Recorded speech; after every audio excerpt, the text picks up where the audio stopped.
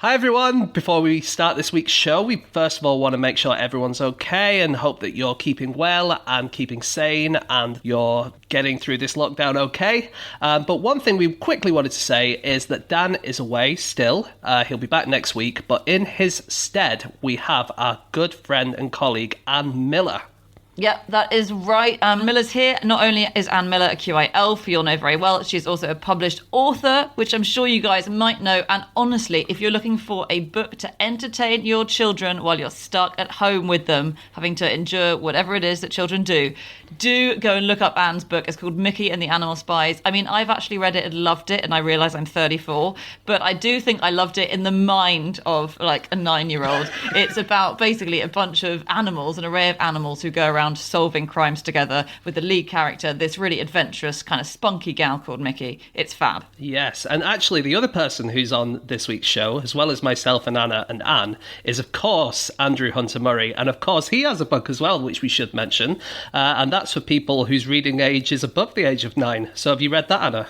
I have indeed. So here I had to slip into my 10-year-old self to really get to grips with that. No, that's called The Last Day, and it's brilliant. If what you're looking for to escape this kind of current dystopia is a fictional and much more exciting dystopia, you want to go to The Last Day. The concept is amazing. So the concept is that the world stops spinning, and half of it's plunged into darkness, half of it's in light, and it's all the repercussions of that combined with a thriller story and again a great spunky female character. I think it might be Mickey when she's grown up. Oh wow, imagine that if that's the same universe. It is. Oh my god, this whole thing has been blown wide open. All right, so go and look up both of those books, The Last Day and Mickey and the Animal Spies. Yes, especially at the moment when it's a really good time to be supporting authors and buying books. It's such a good time to buy books. The whole book industry is massively struggling, so it's just think of it as a good thing to do for the world as well as yourself, to go out and buy books. Okay, on with the show.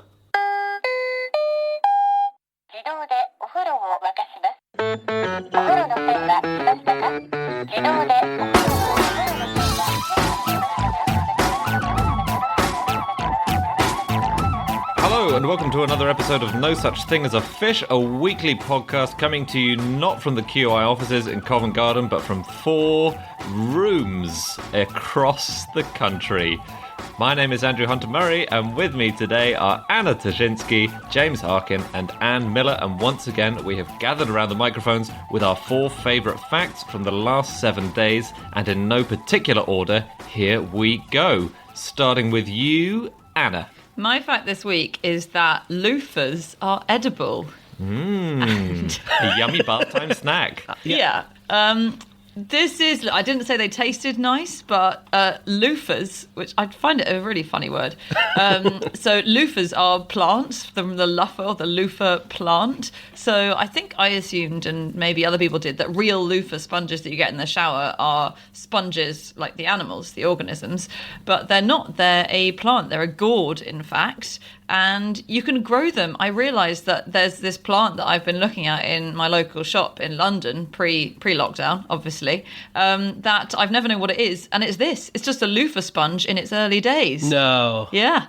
It looks like a ridged courgette. Really? And basically it's like a gourd, and the loofah that you have hanging in your shower is when it's past its delicious phase and more in the dried up, desiccated phase. And it's like, if you think of a pumpkin, when you empty a pumpkin out to make a face out of it, then all the white stringy stuff in that, when that dries up in the loofah, it turns into a sponge. Loofahs have so many uses that I didn't know about. So researchers in Mumbai, they've made bricks out of loofahs, and they have more air pockets than a standard brick. So you have to dry it and grind it down and mix it with aggregate material, kind of like concrete is. It's mixed together with other stuff. But they're really porous, and they can harbour plant and animal life inside the brick. And they're so porous they have kind of mini water tanks inside them, so that cools the building down. So loofahs sound like the ideal brick home building material. Okay, but one thing you shouldn't really use loofahs for is scrubbing your back in the bath, isn't that right? according to some microbiologists, they're like a breeding ground for bacteria because they have lots of air pockets and lots of holes where bacteria can get in, and dead skin cells. You get dead skin cells in there. What do bacteria like to eat? Dead skin cells. Where do they like to live? In warm, damp environments. What is a bathroom? A warm, damp environment. It's perfect.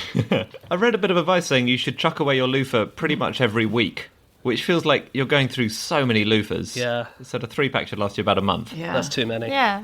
But loofahs are quite long. I've seen one at Kew Gardens, and it's much longer than a loofah you put in the bath. Maybe you just cut a bit off. Maybe it grows back like celery. Yeah. Just take the end off it. Maybe it does that. We're not sure. Anna maybe can buy one from that shop when it reopens. I will. Well, if they're anything like your average kind of gourds, you know, when you try to grow courgettes and you end up at the end of the season with 200,000 courgettes or marrows by that point you don't know what to do I don't know with. this. Maybe.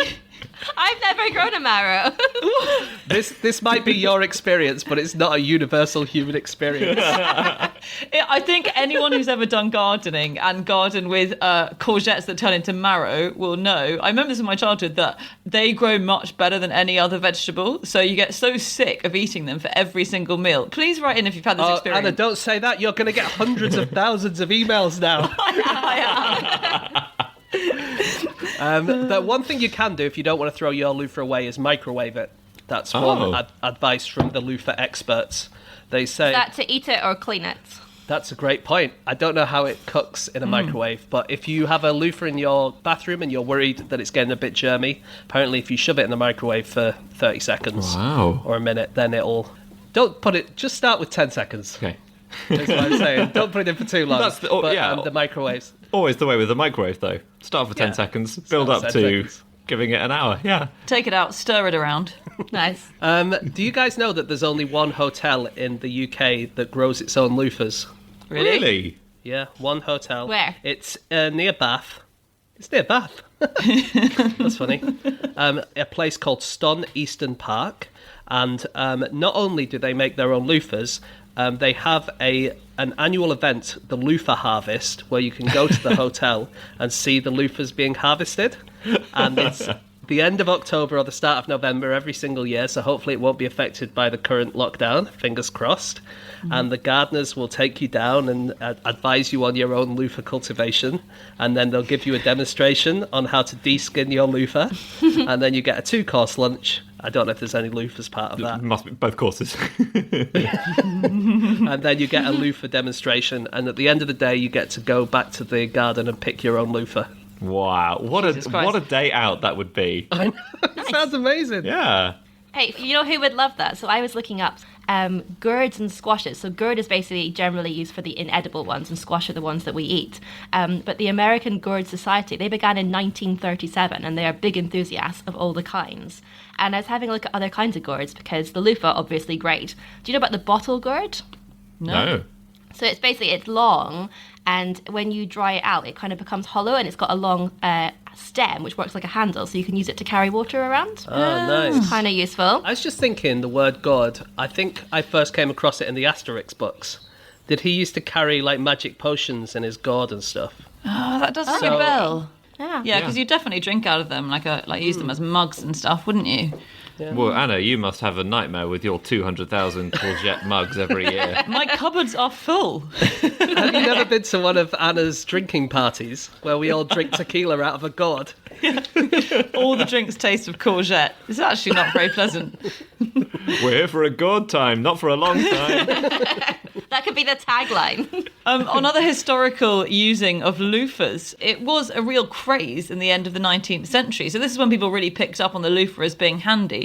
And it was because friction baths had just become very popular. And so this was the idea that it began with the concept that washing was bad for you. So for about 200 years, it was quite common not to wash much because people thought that getting hot opened up your pores and let in lots of little bad guys. And then they decided that scrubbing with something really rough and sandpapery, so women used to use mohair or flesh brushes. If you scrubbed and scoured your skin, that would get all the bad guys out. And then they discovered loofah, which was perfect for scraping out all these tiny little Bad evil guys, creatures. yeah. The bad guys. I guess we'd now call them sort of pathogens or something. But there was this craze for friction bars, and it was invented by a guy called Louis Kuhn. And it was the friction sitz bath. And what you did was you sat in a bathtub, but the water was about 10 to 14 degrees centigrade, so cold, unpleasantly cold. And you rub your lower abdomen, hips, and genitals very vigorously with a rough cloth or a loofah. And the nerve stimulation was thought to evacuate all the toxins. Wow. And then you go straight to bed.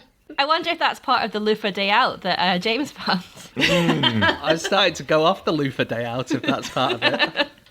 The genital stimulation, you have to pay extra for that part. Some of the people are not people, actually the opposite of people, animals. Some animals that have friction baths are sperm whales. Now, sperm whales... People are animals.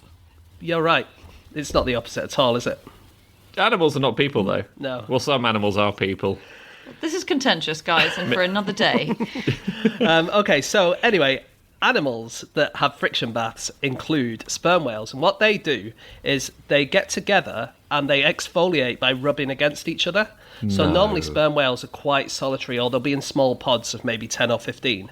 But every now and then, about 70 of them will come together and they'll all start rubbing against each other to get the bad guys off. Because they have like bad guys who attach themselves to the skin, like limpets and stuff like that, parasites. And theirs genuinely serves an actual purpose, doesn't it? So it's like temperature regulation. If you're covered in algae, it's hard to regulate your temperature, or you've got proper parasites. Whereas for humans, it's kind of bizarre that we exfoliate, or I obviously don't because I'm not a fool, but it's bizarre that exfoliating has become such an accepted thing. I mean, what is it? There's no scientific evidence to say it's doing anything useful. Fine, it kind of gets rid of those gross bumpy things on the back of our arms, which I'm kind of fond of. But that might also be personal to you, Anna.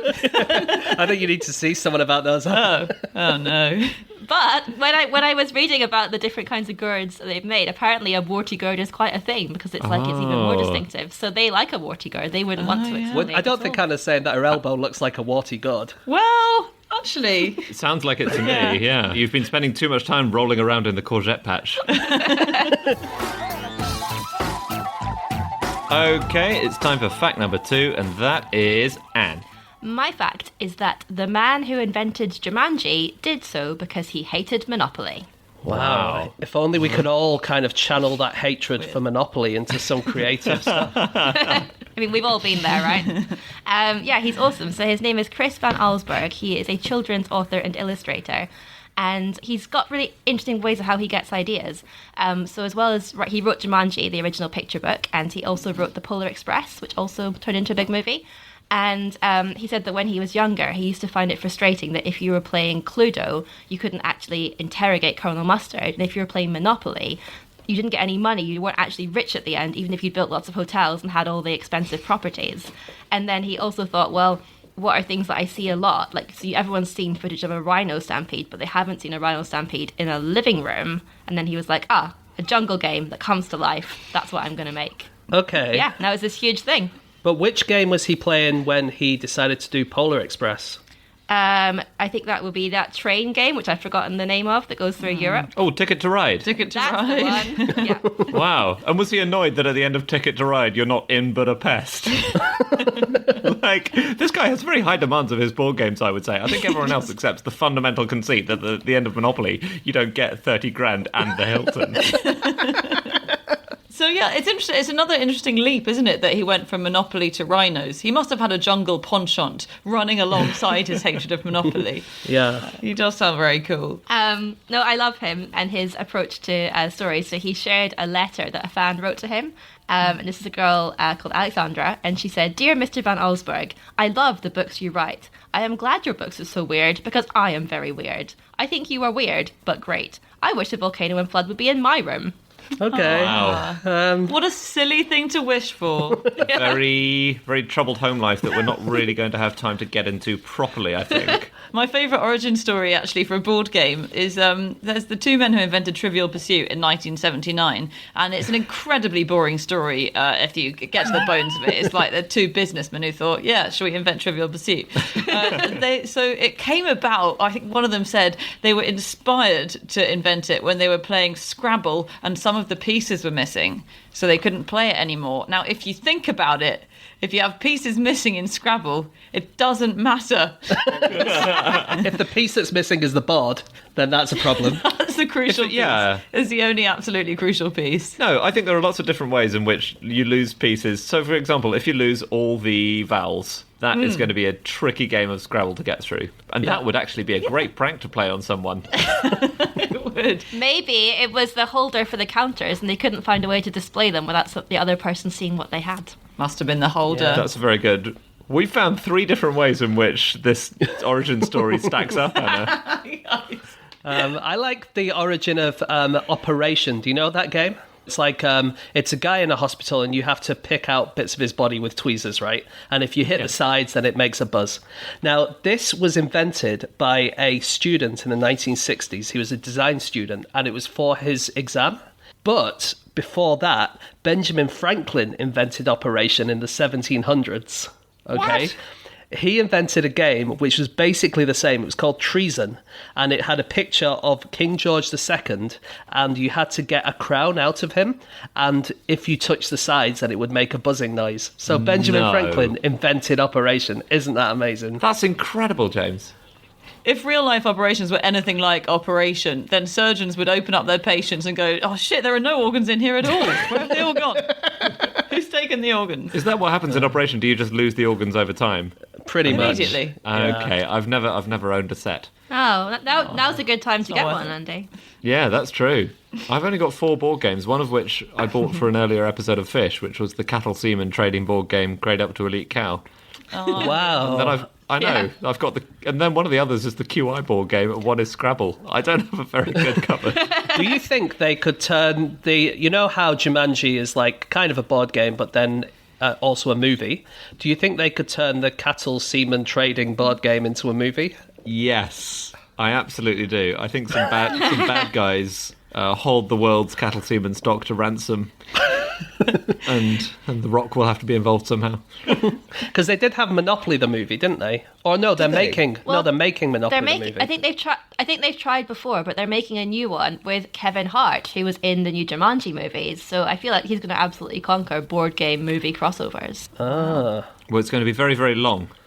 That's the only thing we know about the Monopoly film. It'll be 16 hours long. You know they're about to ruin Monopoly, or I think they might have ruined it already by inventing a new updated version where it's cashless, so they want to get in tune with the modern man or woman. And so they've got a cashless Monopoly where basically Mr. Monopoly is the banker, so no player gets to be the banker anymore. Mr. Monopoly is a big top hat who sits in the middle of the board What? and uses voice recognition technology to know which player is talking to him, and a player will say, I want to buy Park Lane, and then he'll just deduct that amount from your amount. That's stupid. And so it takes away the joy of cheating as the banker, which is the only reason anyone plays Monopoly in the first place. Exactly. The whole point is to cheat. Yeah. Well, Anna, I know which version you should get, because they've also made Monopoly the Cheaters Edition, where part of the game is to try and steal from the bank, lie about your dice rolls, and it comes with a set of handcuffs, like a token of handcuffs. Great Wow. stuff. They're really embracing the cheating. But there's tons of like novelty monopolies. I had a look at a big list of them, and just the ones beginning with A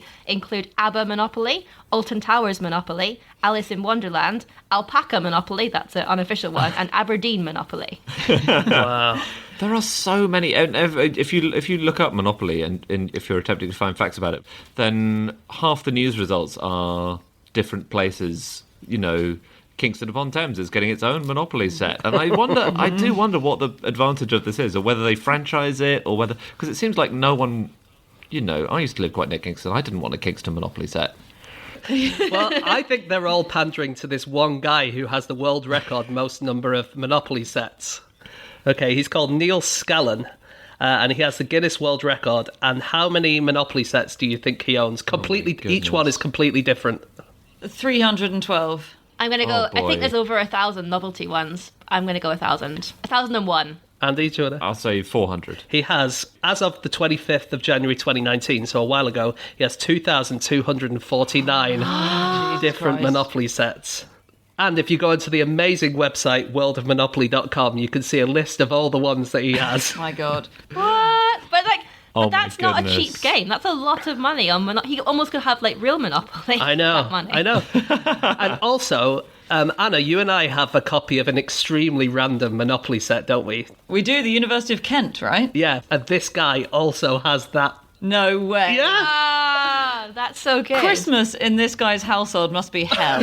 I was so sure we would have one that he didn't have, but that is amazing. Jesus Wow. Christ. I wonder what his like the most sought out after, the rarest like special Monopoly is. Because I read about one they made for Wall Street where it's like made of like solid gold pieces, which I think is a bit overkill. But I wonder if there's like I don't know, what's a like from a tiny village somewhere who's just got their own one and selling it in the post office. I wonder what's the hardest to get. I went onto eBay and I looked for the most expensive Monopoly set at the moment, and it was a Bulgarian Monopoly.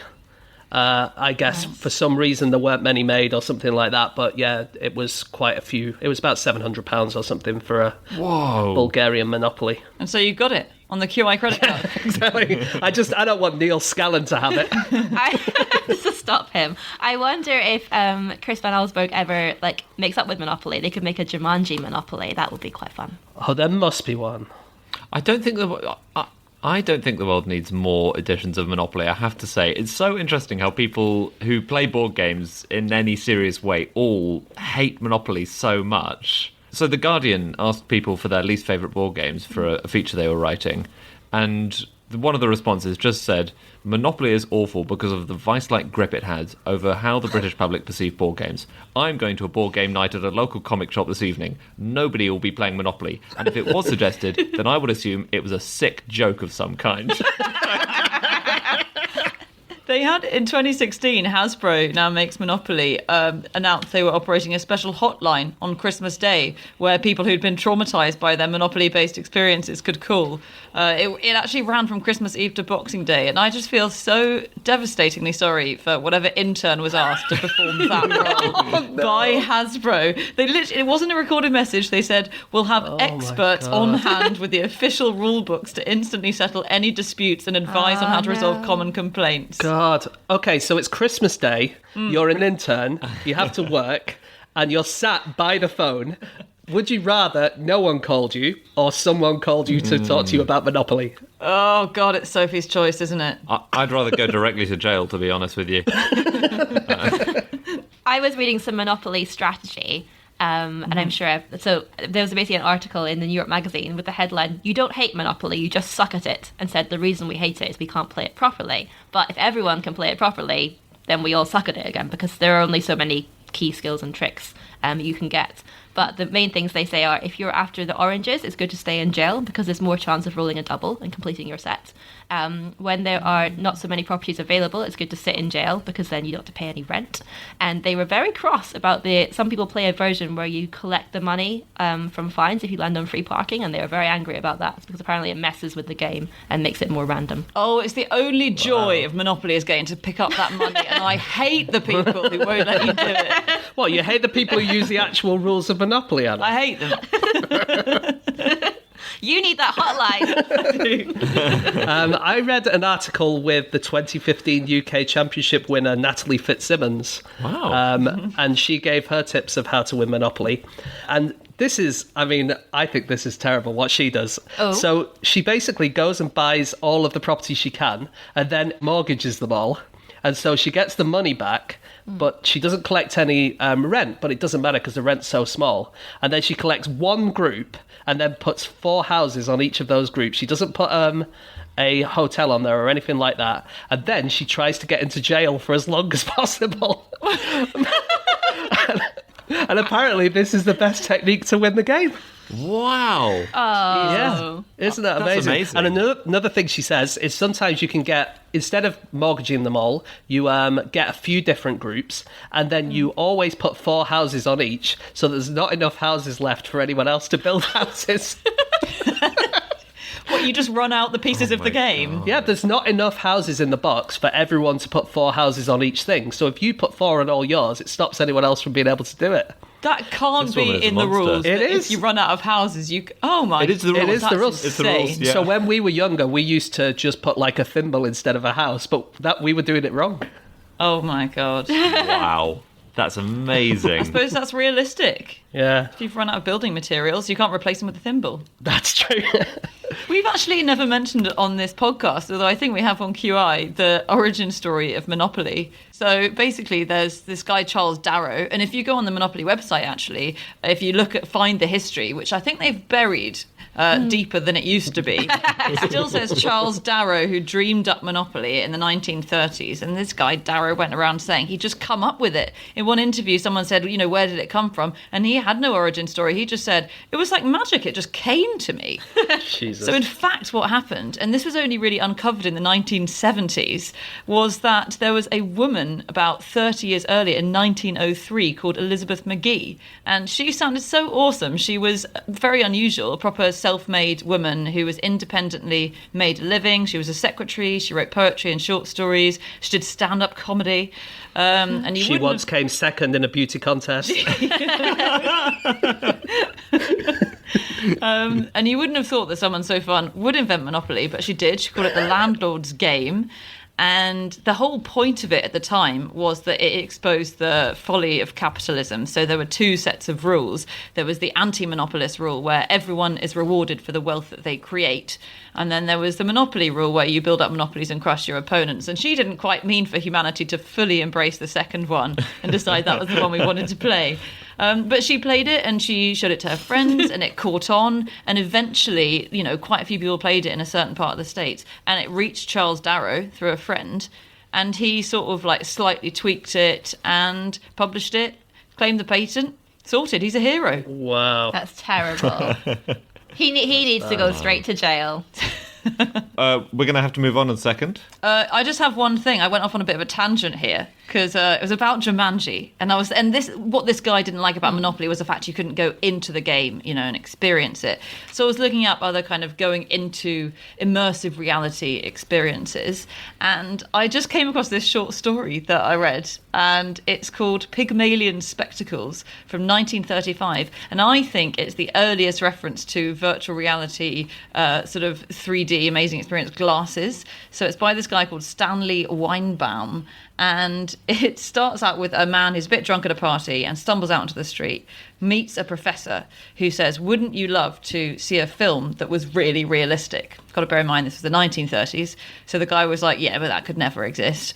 And he said, what if I give you these glasses? And this chap puts on the glasses and suddenly he can see, hear, feel, taste and smell everything. And he has this incredible adventure. Cool. And it's really, really exciting. And then he takes the glasses off and he's like, fuck, that was magic. And then the professor says, it's not actually. I just dipped these glasses in a chemical electrical solution which did all the audio input. And the woman you fell in love with is actually my niece. She's an actress, like in one of these immersive reality theatre things. Okay. But what I wanted to tell you was he said, so the guy was like, how did you make all the trees seem so real? It was like Jumanji, he was in a forest. And he said, the trees, they are simply... Now, what do you think they were? Toilet brushes. Incorrect. Andy, you might know. Moss. It was club moss. No The way. trees are club mosses enlarged by a lens. Now, I don't know if we have mentioned openly on the podcast before, but Andy's been insisting for years that club moss looks exactly like trees. And now this is vindication. Vindication. Vindication. Okay, it's time for fact number 3, and that is James. Okay, my fact this week is that there is a man in Brazil who nobody is allowed to go within 5 miles of. And is this so he hasn't showered for a long time? No, What? it's not a social isolation. Well, it is a social isolation thing, but not a... and actually, it is on government advice as well. So it's kind of similar to what's happening. But he is the last survivor of an uncontacted tribe. He lives in the Amazon rainforest. And basically what happened in Brazil for a long time is these people who are living in the rainforests, they would try and contact them and try and assimilate them into modern life. And obviously, or maybe not obviously, but I think we now know that that is not a particularly good idea, because basically you're bringing pathogens over there, you're kind of destroying their ways of life, they lose their languages, they lose their culture, stuff like that. And so the current idea is a thing called policy of no contact, where you just let people live their lives, you don't have to get in touch with them, you don't have to give them stuff. If they want to come to you, they will come to you. If they need stuff, they'll come to you and get it, but you need to leave them on their own. And so there is this one guy who's living on his own. It seems he's the last member of the tribe. And in 2007, Brazil declared a 31 square mile area around him to be completely off limits for anyone else, so no one else is allowed to go there. And it was later expanded by 11.5 square miles, so about 3,000 hectares. And now you are definitely not allowed to go anywhere in that area because you'll be disturbing his way of life. Wow. Yeah. So cool. Do the government have to keep proving that he exists? That's a good point, actually. I think the last time they saw him was a few years ago, but I think they do have ethnologists who go there every now and then just checking up to see what's happening, because he builds lots of different huts from place to place, goes from one place to another. He makes traps for animals, which he then eats, and he also makes markings on trees, which they think may be some kind of spiritual thing. So he's constantly using his environment for various things, and so you can see when he's moving around and what he's doing. Doesn't he also dig quite deep holes? And people are, because obviously nobody can ask him, they're not quite sure whether that's for him as shelter, whether it's a trap for animals, whether it's something spiritual. It's quite mysterious. Yeah, for sure. So weird. Is that why they call him the Man of the Hole? Yeah, we haven't said that he's called the Man of the Hole, actually, but that is one of the things they call him, yeah. James, if this Yeah. guy moves, does the zone of exclusion move with him? So could he move to the centre of Rio de Janeiro and everyone would have to just go? You're absolutely right. This is one fundamental flaw with the way that I've worded my fact. No one is allowed to go within 5 miles of him if he stands in the middle of his range. Oh, okay. Do you know what I mean? So if he goes right to the edge of the area which has been given to him, then actually you could stand right next to him. You could stand within 2 meters of him if he happened to be standing at the edge of that area. Okay. Otherwise, it would be tragic if he ever tried to make contact. People just sprinting away from him, screaming. Yeah. But I guess that's nice, because then if he wants to greet people or meet someone, he can go to the end and there are people there. Exactly that, yeah. Because I was reading about the Sentinelese Islanders, and they are basically, hardly anyone has had contact with them. There was a group of anthropologists who made 2 trips to try and make contact, and the one way they managed to do it was they went in their boat and they floated coconuts over to the island, and the islanders don't have coconuts, so they took them, and that was sort of like a beginning of a barter system. But then when they went back, they were not quite so keen the next time. So it's sort of trying to make contact if people want to make it, but not to impose yourself. Yeah. Especially you don't want to with the Sentinelese, because they're famously... they're not, I wouldn't say unfriendly, I'd say quite murderous of strangers. I read one thing about those guys, that if you go onto their island and they don't want you to be there, the first thing they'll do is turn their back on you and go down on their haunches and pretend to defecate. And that is kind of their putting 2 fingers up saying, fuck off, get off our island kind of thing. And then if you don't pay heed to that, then they'll start firing arrows at you and try and kill you. That's really interesting, but can you imagine the slight shame of the anthropologists who went all the way there, being like, we're going to do it, we found a way to make contact, and then they say, and what happened? They bared their bums and pretended to defecate. You can't really... You can't give a big lecture tour based on mooning, I don't think. Do you know if you Google map North Sentinel Island, which is where they live, you can zoom right in and you will see there's actually a bar there. So What? Really? there's go on to Google. It's a curry house and bar. It's got a series of 5-star reviews, and at the moment there is a sign underneath it that says hours may be affected by COVID-19, which is understandable. But so the reviews include a good getaway, especially given current events. Dinner good but interrupted by arrows and death threats from waiters. So what is it? Is it a joke? Or? It's a Google joke. It was actually someone sent it to me. A guy called Harry Johnston wrote in, a fan of the podcast, saying, "Have you seen this?" about a year ago. Wow. And it's just stayed up there. That's awesome. A curry house and bar. Yeah. So funny. give it a visit. Don't. I also went on Google Maps for this area where this guy is living, the Brazilian guy. And it's an area called Valle du Havari. A lot of people call it like one of the last unexplored areas of the world, but actually, of course, lots of people live there because you have lots of Amazonian tribes who live there. But if you go on Google Maps and you search for it, it's basically just a grey square.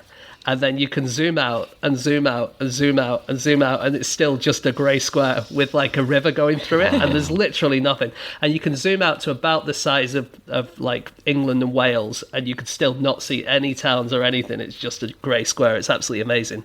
But in this area, there is a mountain called Pico de Neblina, and this is the highest mountain in Brazil.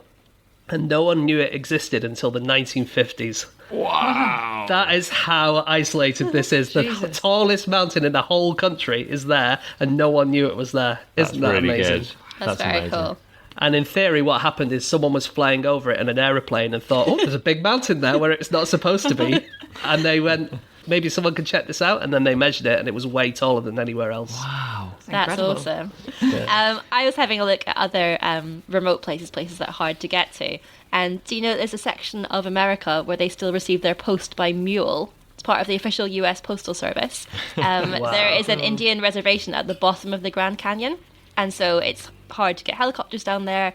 And if it's windy, they can't fly at all. But the mules go, whatever the weather, every day. So they go by road to the edge of the Grand Canyon, and then it is a 3-hour trip down by mule down to the bottom. It's a postie called Charlie Chamberlain. It's his job. And they basically, anything you can put a stamp on, they will take. So they take food, they take supplies, they take post. And they've got a joke that if you want the express service, they just let one of the mules go free and run to the bottom. I would have thought the express service would be throwing a mule off the edge of the Grand Canyon. These are highly trained special mules, Andy. That's airmail. I was looking up the other loneliest people in the world, people like this. So there's one person who missed Neil Armstrong saying, "This is one small step for man, one giant leap for mankind." Guess who it was? Michael Collins, was It it? was Michael Collins. Michael Collins was on the other side of the moon and could not get that line. yeah. So many other people in the world would have had access to that. And people keep asking Michael Collins, who's still alive, about his isolation. Because for 76 hours, when Armstrong and Aldrin were on the moon, Collins was orbiting. And for 48 minutes every 2 hours, he was on the far side of the moon. So he was completely out of contact with everybody. And, there was only one person on that side of the moon out of 3 billion people on the other side of the moon. And he keeps being, but he's now enraged anytime anyone asks him. So he says, he keeps being asked, "Mr. Collins, weren't you the loneliest man in the whole lonely history of this lonely planet by your lonely self behind the lonely moon in this lonely orbit? Weren't you terribly lonely?" And he says he was really happy. He had nobody, Mission Control weren't yakking away in his ear. He was absolutely delighted out there. Yeah. Sounds like that journalist could have done with a thesaurus. Critique. Yeah, I think the person who's got the Guinness World Record for the most isolated person is the other guy. I can't remember. This is just from memory, but is the other It's, person who Al went Worden. round- Alan Warden, yeah, who also went around the back of the moon, didn't Oh, he? really? Why does he get the record? I think he was there for longer Okay. while they were exploring. I Cool. think it was 3 days. It's kind of a burn on him and his social life to give him a Guinness World Record for loneliest dude ever. Do you not think it's quite a good line in a bar? Just go, "Hi, I'm the world's loneliest man." What, is that a pickup line? Do you think it's a bit needy? I think it is. I think it is. It's a bit intense as an icebreaker. Yeah. I was reading about life in the Amazon. Did you know that there are no bridges across the Amazon River?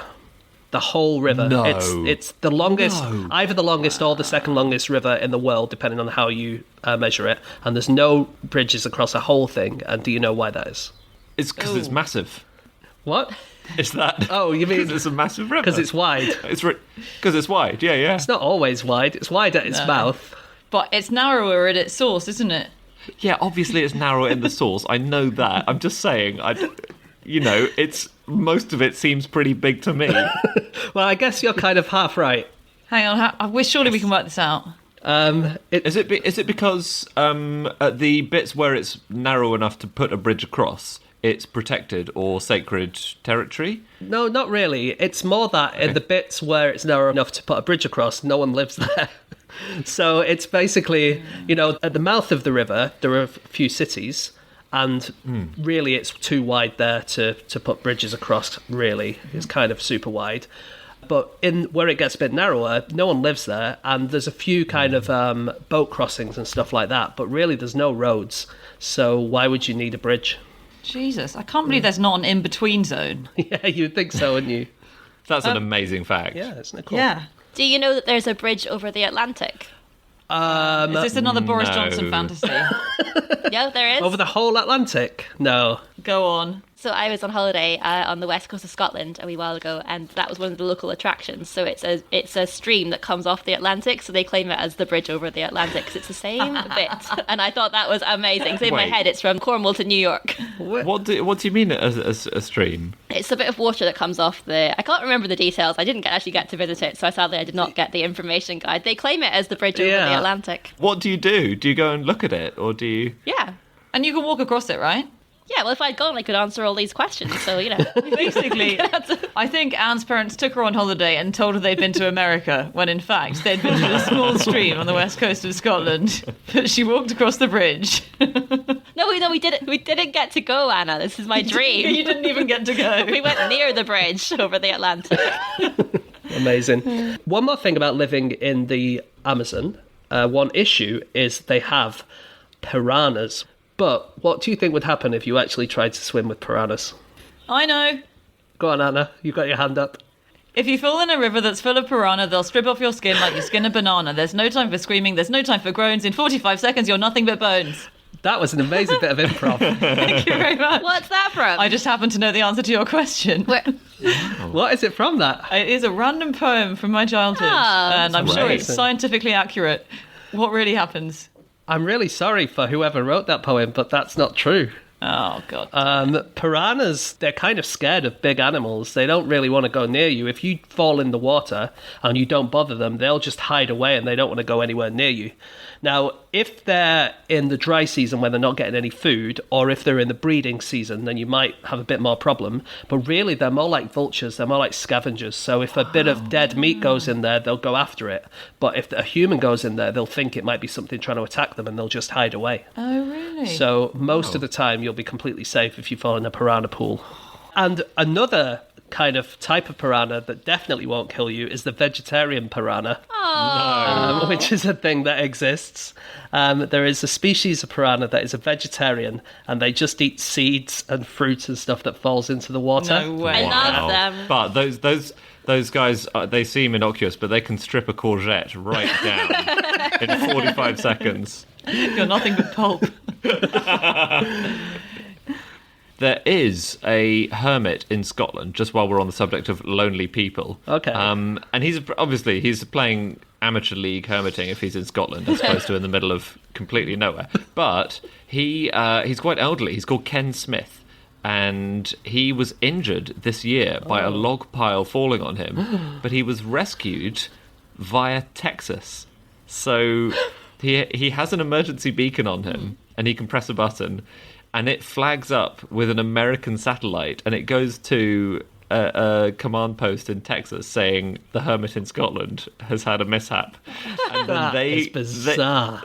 they contact the Coast Guard in Scotland, and they say one of your hermits is injured, and then they have to send out a team to go and check on him. But they just go over that bridge over the Atlantic, don't they, to get...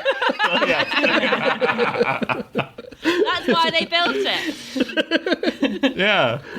But the amazing thing is that is the second time it's happened in 2 years Wow. that he's been rescued from another That's continent. amazing. What does he keep doing? Is he very clumsy? He's got a woodpile, and I guess it's improperly stacked because it keeps falling on him. Hey, he's doing that all by himself. There's no one to help him build it safely, I guess. No, true. It's like a real... Yeah. You know how Jumanji is a real-life board game? This is like the real-life Jenga that he's living. Okay, it's time for the final fact of the show, and that is my fact. My fact is that in 19th century Osaka, flat residents owned the rights to their own urine, but the rights to their poo belonged to their landlord. Amazing. So, Okay. yeah. And Tenancy agreements must have looked absolutely bizarre. yeah, much messier. So this was a great article on aeon.com, which I will try and put up on my Twitter. And it's all about the relationships between humans and human excretions, basically, and how it's been used throughout history and the kind of commercial arrangements that we've made over it. And in 18th and 19th century Japan, and particularly in the city of Osaka, there were complicated arrangements because feces were used for fertilizer. And if you lived in an apartment building, the rights to your feces belonged to the building's owner, who would have arrangements in place to sell that. And it would be loaded onto ships and taken away. But you owned your own wee. That was something you had. So feces were valuable because they would help to grow crops. So it would affect your rent. If there were lots of people living in your flat, then you would produce lots of poo for your landlord to sell, and your rent would be slightly lower as a result. Whereas if you were single occupancy, you'd pay slightly more, not just because you got your own flat, but also because you weren't producing enough of the brown gold. And could you say to your landlord, if you're negotiating, I eat a lot of curry, I actually have quite extravagant bowel movements, honestly, you'll be getting triple the average from me. Do you think that was something on which you could negotiate? I don't think so. So I was talking to a friend of mine in Tokyo called John Perry. He is a writer of quiz books and pretty much my go-to expert on Japanese history. And he said that what you say is true, but it's very slightly different in that it's not the landlords who had the rights to your poo. It was like the managing agents, because the landlords, they would live miles and miles and miles away and would have nothing to do with this. They would own your house, but they would really not be involved in your day-to-day life. And what would happen is you'd have these people who were called uya, and they would be slightly higher than the tenants in importance, but not much higher. But they had a full-time job where it was like looking after the house, collecting the rent, doing the repairs, settling disputes, stuff like that. And they would be able to read and write, whereas the tenants might not be able to read or write. And they would take the poo and they would sell it and they would get the money. But the money was kind of expected to be used. It would pay their wages, but it was also used for all the tenants as well. So they would buy rice cakes for New Year out of the money from the poo. Okay. And so it would all go back into the community, all the poo money. Nice. Wow. Isn't that cool? That's very cool. And they're called Ouya, which sounds like the noise they would make as they're collecting your poo. You'd walk into someone's bathroom and go, Ouya. That's a bad one. It sounds like the noise you make while you're making the poo, doesn't it? It does. And you were saying about, like, if you've had a curry, you would tell people or something, Anna? Yes. Well, that's sort of what I was saying. Yeah, it's sort of what you were saying. But the value of your night soil, which is what they called it, depended on how rich you were. So if you were rich, you had a really good diet, and it meant that your poo was better as a fertilizer, so you'd be able to sell it for more. So it's kind of a monopoly thing, whereas the rich get richer. Do you know what I mean? Yeah. But in a kind of poo sense. Because their poo is literally richer in nutrients. Yeah. But this is not, James, a version of Monopoly I would like to play. I don't think I need to play 19th century feudal Japan Monopoly. Look, there are 2,500 different types of Monopoly. I haven't looked through the whole list. For all I know, there is a poo Monopoly. It would be called Monopoly. I'm sorry, I just needed to say that. It's good that you got it out. Yep, thank you. Ooh, yeah! In 1724 in Osaka, there was a fight that broke out over the collection rights to poo.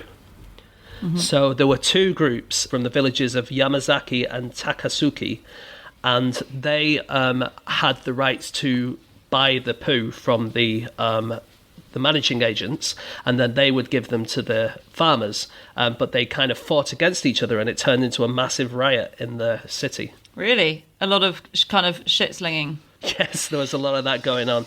And it got so valuable, people would steal it. So people would just, in the dead of night, come into your apartment and steal all your poo. I mean, it depends on the scale of the crime, doesn't it? Whether it's worth it for you. Because if you just go into... I just wonder about someone walking into their living room in the morning after a night's sleep and looking at the turd cabinet and thinking, Oh my God. We've been robbed. Oh. Was it stealing large consignments, I wonder? That probably makes more sense than individual burglaries. Yeah, I don't think they would just take a single stool from each household. There used to be quite harsh penalties in Japan for it, didn't there? Because Yeah. it was lucrative. And we should say this continued for hundreds of years, and still up until the 1980s, people would go around to people's houses in Japan and in lots of the East, actually. So in China, it was a huge thing as well. But in Japan in the 1980s, there were vacuum trucks that would drive around to your house, and you plug them into your sewage tank, I guess, and they suck the poo out, and then it's gone and it's sold.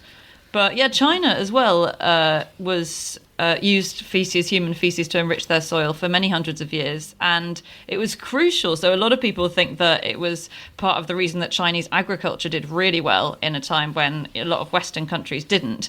And there was a soil scientist, I think this is in your article, Andy, that you sent us, a soil scientist in 1911 called F.H. King, who estimated that over 180 million tons of human manure was collected annually in the Far East to enrich the soil.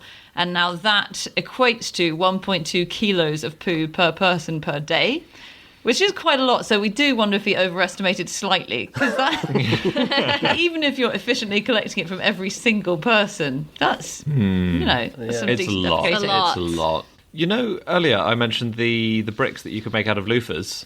Yeah. There's another way of making bricks out of human urine. So this is another, as they call it, bio-brick that you can produce. And it's urine and living bacteria. So you get urine, you get sand, you get bacteria, you put it all in a brick-shaped mould, and there is a chemical reaction which ensues, and that gradually solidifies the brick, kind of like baking a cake. Kind of like baking a cake. Kind of. Kind of. I don't fancy your chances on the Great British Bake Off next year, Andy. For my showstopper, I've made a piss brick. But the really good thing about this is that astronauts might one day be able to piss their own moon bases. That's basically what you Right. could do. You take a load of the molds up there and you slowly, wee your own home into existence. But so that means as the food on the space station is depleted, the space station is being built around you, presumably. Yes, exactly. Yes. Yeah, but you only get food or shelter, right? It's true. Yeah. You're not very far up Maslow's pyramid of needs. Nice. They do call it cake, actually, in like the biosolids that are used in all of our farming, lest we forget.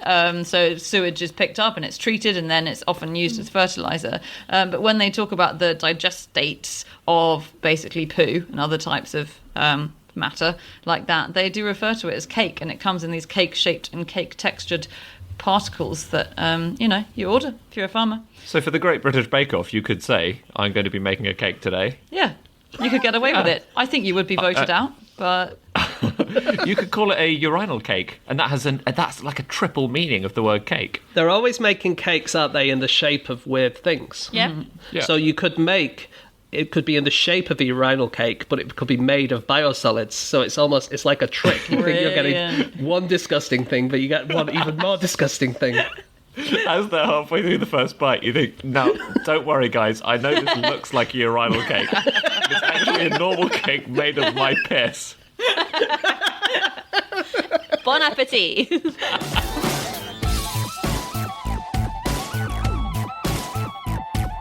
Okay, that's it. That's all of our facts. Thank you so much for listening. If you'd like to get in contact with any of us about the things that we've said, we can be found on our Twitter accounts. I'm on Andrew Hunter M. James. At James Harkin. Anne. At Miller_Anne. And Anna. you can email podcast@qi.com. Yes, or you can go to nosuchthingsafish.com, where you can find all our previous episodes. You can find merch. You can find actually loads of previous episodes, because all 320 odd are now online and available for you to listen to. So that's it for this week. We'll be back again next week with another one. Until then, stay safe, hope you're doing well, and speak to you soon. All right, that's it. Bye. I don't know how Dan does this. I've never listened this far.